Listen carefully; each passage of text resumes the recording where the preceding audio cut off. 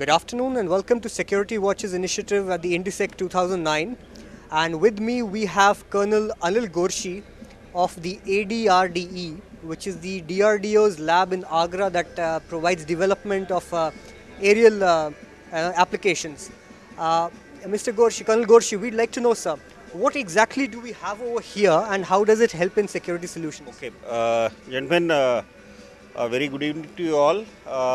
This has been, what you are seeing is a dummy of a paratrooper, a commando, who is used to carry out in-country and special missions. So he is geared up in a special clothing with the help of a parachute, CFF system, combat free fall system.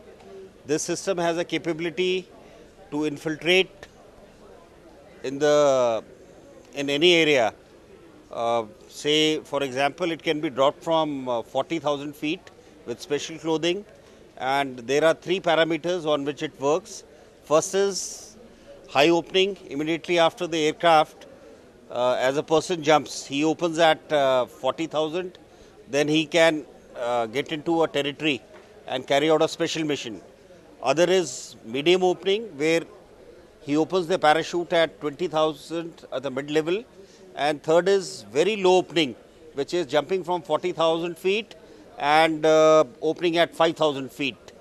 So it is a teamwork where a team of 15 to 20 commandos are together and they are equipped with special the counter-terrorist equipment, either in terms of weapons, explosive, surveillance, recce, whatever the task has been assigned to the team. It's quite, as you know, at that level, there is a requirement of oxygen.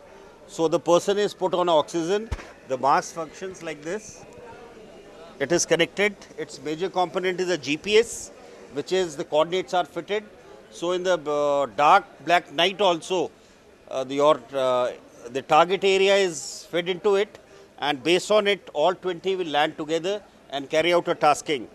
Then it has a altimeter when they are falling to see their height, and a magnetic compass to guide them to a target.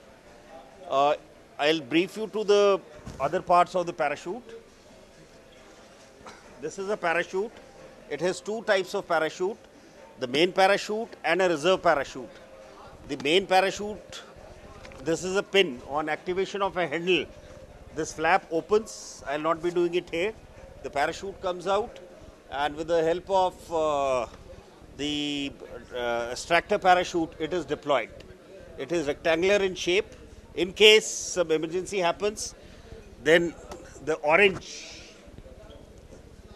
this is opened up and the reserve parachute opens. Colonel Gorshe, we'd like to know, for example, the Chief Minister, the late Chief Minister of Andhra Pradesh, his helicopter went down in the remote jungles. Is it possible for paratroopers using these equipment to be used to jump to remote locations to have rescue operations also? Yes. There are various for this operation use. One is the STI-OPS, small team insertion is extraction. Then your slithering is carried out. And this system is also helpful.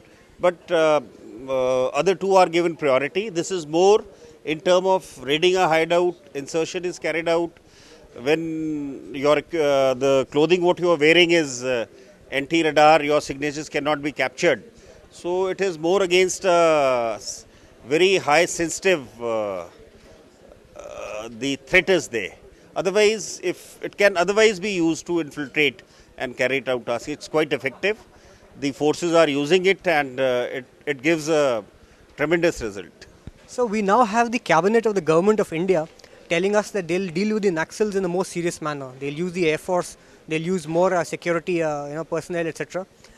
Can this also be used to access remote locations of these Naxals and suppress them? As been told, if the Air Force, it is one of the mean of commandos to infiltrate and carry the tasking. It can be used if such is the requirement. It can be used.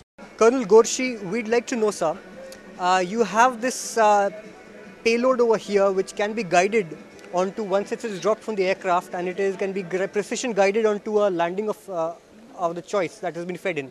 How exactly does this work against against how can it help in insurgency operations, sir? Okay, now just to bring you, just to get your focus here, this is CAD control aerial delivery system.